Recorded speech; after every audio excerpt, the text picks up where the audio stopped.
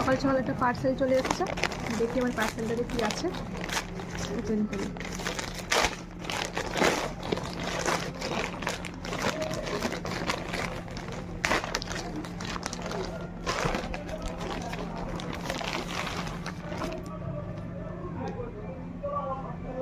এই দেখো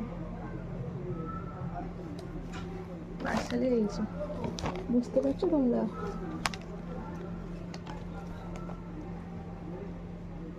এই যে পাঞ্জাবির ওপরে পরা জহর কোট আমার বরের, দাঁড়াও দেখাচ্ছি।